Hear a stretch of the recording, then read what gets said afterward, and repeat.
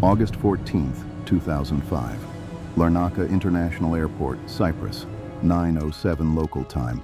A Helios Airways Boeing 737, registration 5B-DBY, lifts off into clear summer skies. On board, 115 passengers, 6 crew. Destination, Prague, with a short stop in Athens. Within 20 minutes, every person on that aircraft will be unconscious. The plane will keep flying. For nearly 3 hours, Hellenic Air Force fighter jets will shadow a ghost. No pilot at the controls. No distress call ever answered. This was not a hijacking. It was not a bomb. The question is not what brought this aircraft down. The question is how a fully certified airliner, with 2 professional pilots aboard, became a sealed tomb at 34,000 feet, while the systems built to prevent exactly this watched it happen, step by step, in real time, and did nothing. To understand how this was allowed to happen, we have to look at the invisible architecture protecting commercial aviation, the cabin pressurization system. A Boeing 737 cruises at altitudes where outside air cannot sustain human life. The cabin must be artificially pressurized, automatically, the moment the wheels leave the ground. That process is normally invisible to passengers. It is governed by a single selector switch on the overhead panel with 2 settings, auto and manual. In auto, the system regulates itself. In manual, a human must control it directly, using a digital pressure control panel mounted above the pilots. Maintenance crews use manual during ground testing, then return the switch to auto before releasing the aircraft. This handover, from engineer to airplane, from test mode to flight mode, is the final line of defense. On the night before this flight, that line was crossed, quietly, by a single forgotten step. The night before, ground engineers at Larnaca conducted a routine pressurization leak check on 5B-DBY, prompted by a reported door seal issue. The procedure required setting the panel to manual. Investigators later confirmed the check did not strictly follow the aircraft maintenance manual. No leak was found. The aircraft was released for service, but the switch was never returned to auto. The next morning, the flight crew, Captain Hans-Jürgen Merten, a 58-year-old German with over 16,900 flying hours, and First Officer Pambos Charalambous, a 51-year-old Cypriot with nearly 7,500 hours, conducted their pre-flight checks. Neither caught it. As the aircraft climbed past 12,000 feet, a warning horn sounded in the cockpit. It was the cabin altitude alert. It was also, by design flaw, identical to an unrelated ground warning, the takeoff configuration alert. The crew misread the alarm completely. They believed it was a false signal left over from the ground. Captain Merten radioed the Helios Operations Center back in Larnaca. He reached the chief engineer, the same man who had performed the prior night's check. The engineer asked one direct question: "Can you confirm the pressurization panel is set to auto?" It was the single question that could have ended this emergency in seconds. Merten never answered it. Hypoxia was already degrading his judgment, quietly, invisibly. Instead, he asked where to find a circuit breaker for the equipment cooling fans, chasing a symptom instead of the cause. That was the last transmission ever sent from the cockpit. Minutes later, both pilots lost consciousness completely. The aircraft, still on autopilot, climbed onto its programmed cruise altitude of 34,000 feet and entered a holding pattern over Athens, exactly as instructed, with no one left alive to fly it. At 11:24, 2 Hellenic Air Force F-16s intercepted the aircraft. The lead pilot, Panagiotis Athanasopoulos, would later become the last person to see anyone aboard alive. What he found was not an empty plane. It was a populated one, frozen mid-flight. The captain's seat sat vacant. The first officer slumped motionless over the controls. Oxygen masks dangled loose in the cabin, deployed automatically, their chemical generators long exhausted, rated for roughly 12 minutes of supply. Passengers sat upright, unmoving, eyes closed. Chief Flight Attendant Luisa Vuteri, 32 years old, was among them.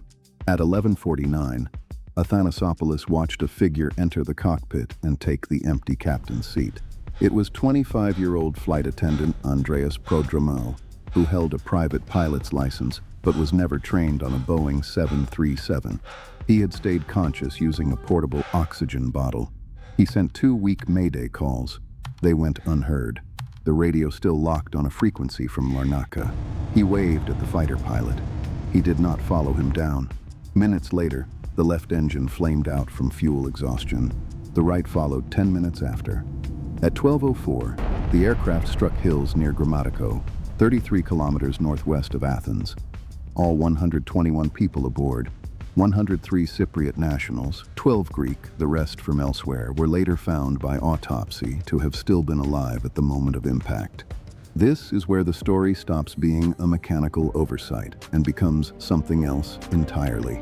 Greece's Air Accident Investigation and Aviation Safety Board, led by investigator Akrivos Tizolakis, published its final report in October 2006. It found this exact aircraft had a documented history of failure.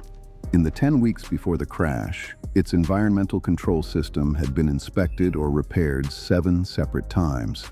In December 2004, the same airframe suffered a sudden decompression event on a flight from Warsaw. That incident was never conclusively explained, blamed loosely on either an electrical fault or a stuck outflow valve, and its lessons were never meaningfully shared across the airline. The maintenance manual itself never explicitly required engineers to confirm the pressurization switch had been restored to auto before release. The cockpit warning system used one identical sound for 2 unrelated emergencies, a known design ambiguity that had already confused other 737 crews in earlier, smaller incidents that drew no industry-wide correction.